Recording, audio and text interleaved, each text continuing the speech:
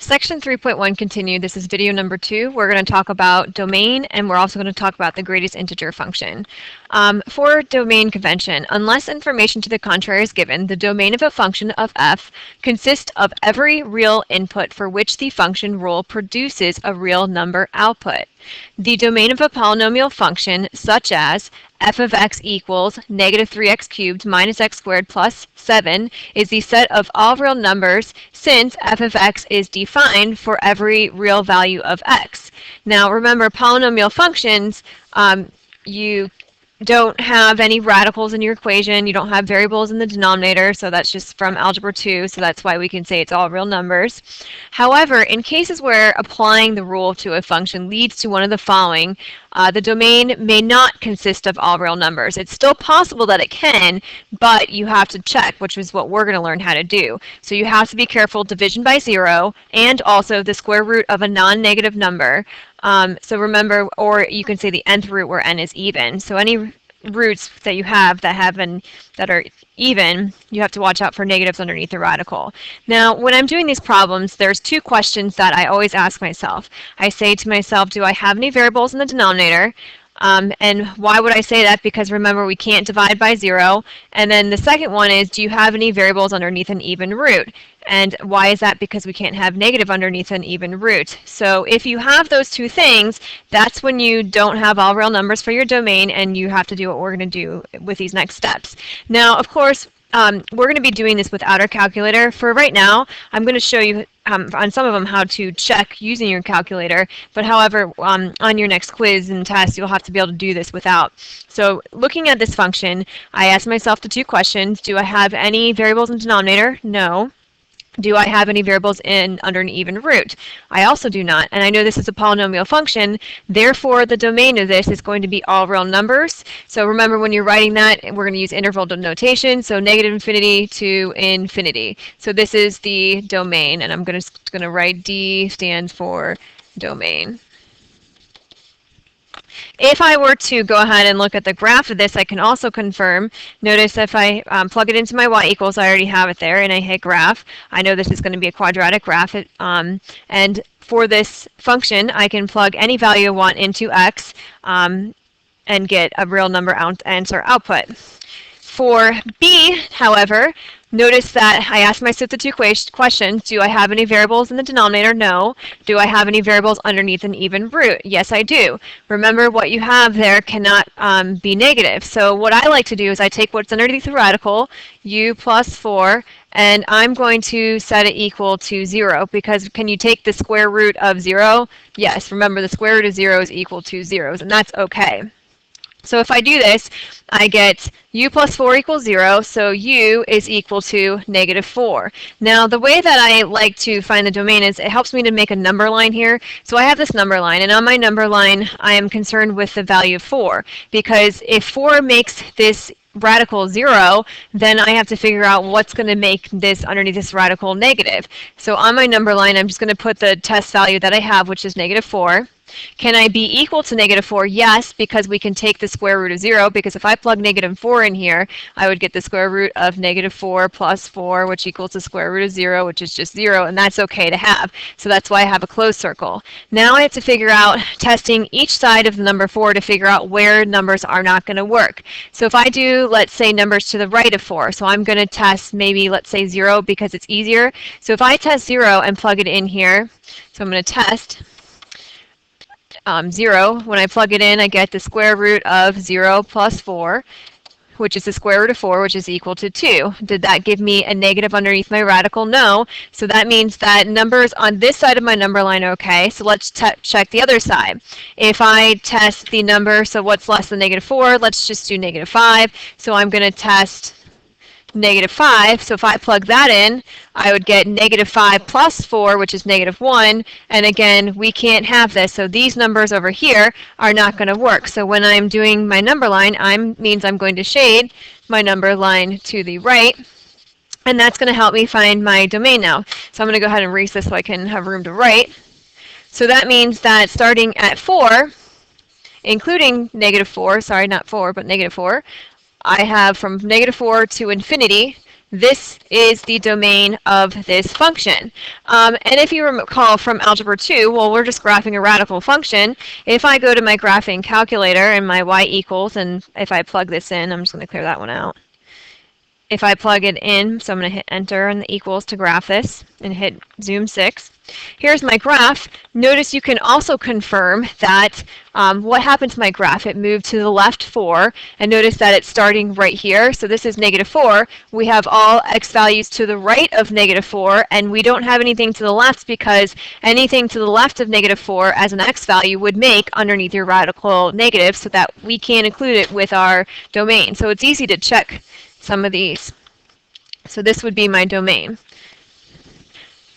For anything with a radical, you could also just take what's underneath a radical, u plus 4, and set it greater than or equal to 0, because remember it has to be greater than or equal to 0. If I would have done that, I would get u is greater than or equal to -4. Which is what is on my number line. The reason I don't write it that way is only because in the past that has confused students. If you prefer to use a greater than or equal to and solve it, and then use that to help your answer, that's fine. However, I'm just going to use equals or not equals in my case. So let's go to the next one. Now for C, again, I asked myself the two questions. Do I have any variables in the denominator? No, I do not. Do I have any variables underneath an even root? Yes, I do. So I take what's underneath the even root, which is x squared minus 36, set it equal to 0. Why can it equal 0? Because if I plug my numbers in, which we'll do in a second. So first, let's go ahead and solve this. So in order to solve this, I can do x squared is equal to 36, and then take the square root. Don't forget your plus or minus. So x is equal to 6, or x is equal to -6. And if I plug 6 or -6 in here, I would get 6 squared, which is 36. 36 minus 36 is 0, and the square root is 0, 0. And since it's not in my denominator, that's okay. So on my number line, I'm going to put -6 and 6. Because I can have 0, I'm going to make closed circles. Now I need to test on each side and in between of each of these numbers. So the first part where I'm going to test is I'm going to be over to the left of -6. So I'm going to test, and you can test any numbers that you want. It doesn't really matter what you pick as long as it's to the left. So let's this time test -10 and plug it into my equation. So when I plug -10 into this equation here, I would get -10 squared. So -10 squared would become positive 100, and 100 minus 36 does not give me a negative number, so these numbers are all going to be okay. So I can use those. The next number that I'm going to test, in between -6 and 6, the easiest number would be 0, so I'm going to test 0. So if I plug 0 in here, I get the square root of 0, or 0 squared is 0, minus 36 would be the square root of -36. Because I have a negative underneath there, that means any number in between 6 and -6 will not work. All of those numbers in between are going to make underneath my radical a negative. So now let's test to the right of 6. So I'm going to use 10 again because 10's easy.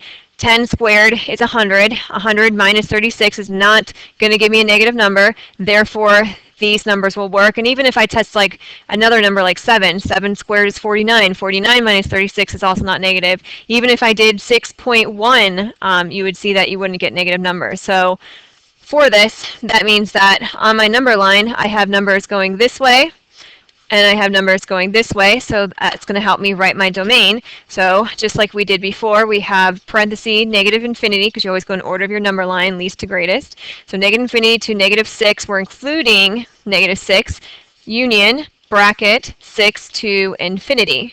So this would be the domain of this equation.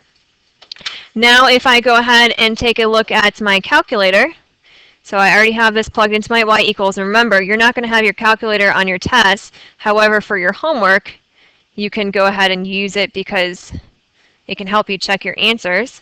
So if I hit graph, notice this is what my graph looks like. So we have nothing in between 6 and -6, but I know it doesn't look like it starts here. Your graph starts here and goes this way and this way. So we have values above 6, or values below -6, including both 6 and -6. Now for the next one, Again, ask yourself the two questions. Do you have any variables in the denominator? No. Do you have any variables underneath an even root? Yes. So that means we have to be careful and check our domain. So for this, I take what's underneath of here, which is u squared plus 4, set it equal to 0 because I can have 0 in my numerator.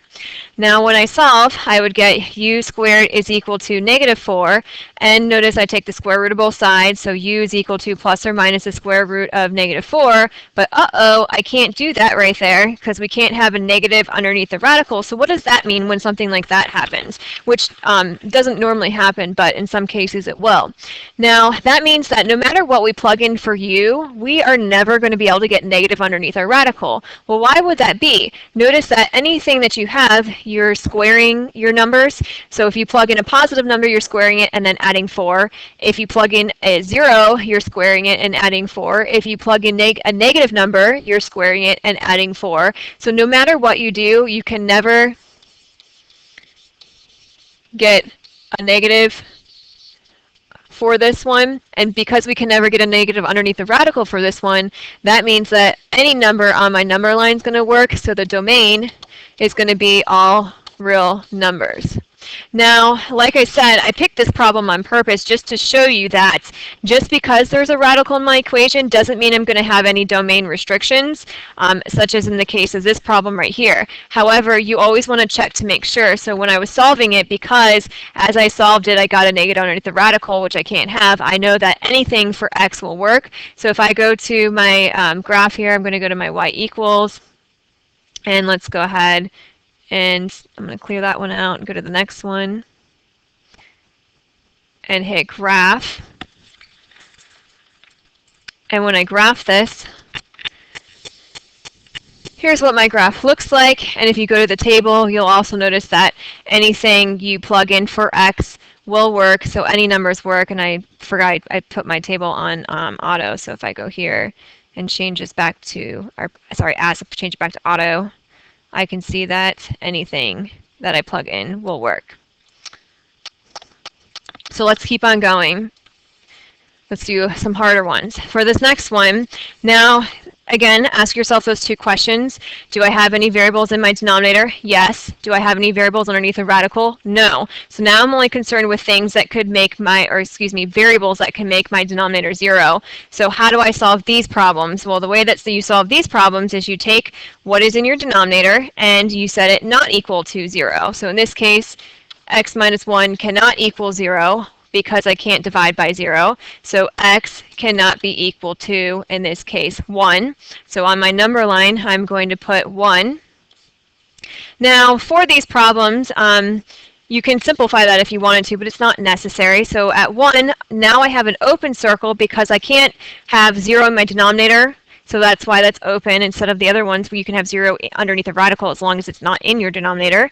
Now I need to do my test point on either side of 1. So let's do to the left of 1, which is 0, and that's easy to do. So I'm going to plug 0 into my equation, and I don't have to plug it into the numerator. Really, I only need to plug it into the denominator to make sure it doesn't equal 0. If you want to plug it into the whole equation, you can. So in this case, I'm just going to plug 0 in here. So if I do 0 minus 1, I get negative 1. Are you allowed to have negative 1 in your denominator? Yes, as long as it's not 0. So let's just go ahead and do this whole thing. So I have 0 squared minus 6 times 0 over 0 minus 1. So 0 squared is 0. Minus 6 would just be negative 6. And that's 6 times 0, so it would be 0 over negative 1. 0 in my numerator is okay. I'm allowed to have negative 1 in my numerator. That's okay.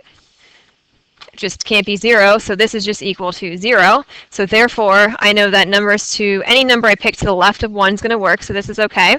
Now let's pick to the right. So if I pick 2, and I plug 2 into this equation, in my denominator, 2 minus 1 would just be 1, and then I would have something in my numerator, so any number over here is also going to work. So if you look at this, everything on your line works except for 1. So in that case, how do I write this? Domain would be from negative infinity to 1 parenthesis, because we're not including 1, union 1 to infinity. And if you recall from Algebra 2, this is actually a rational function that we're graphing. So remember that in Algebra 2, what we did was we had to look for holes and vertical asymptotes, etc. in my graph. So if I go to my graphing calculator and look at this one,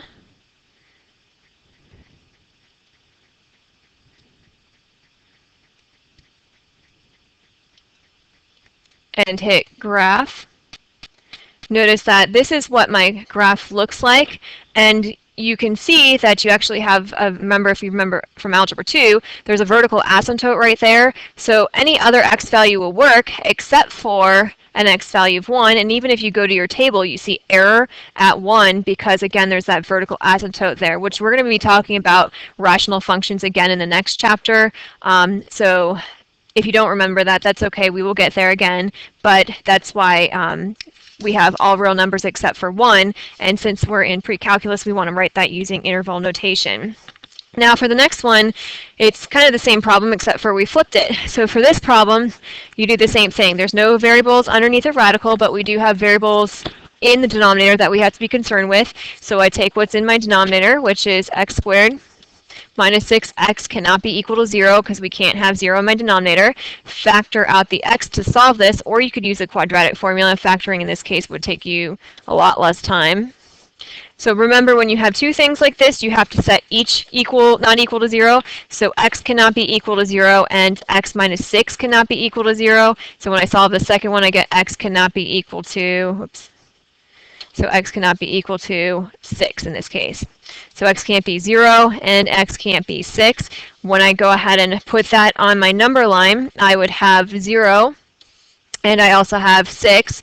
They're open circles because if I plug 0 into this equation, I would get in my denominator 0 squared minus 6 times 0, which is 0, and I can't have 0 in my denominator. And I'm just to show you again, so if I did that, I get 0 squared minus 6 times 0, which is equal to negative 1 over 0, which we can't have. So that's why we have to have an open circle, and the same thing would happen with 6. Now I need to test my number line on either side of my test points that I have here. So on the left, 0 would be negative 1.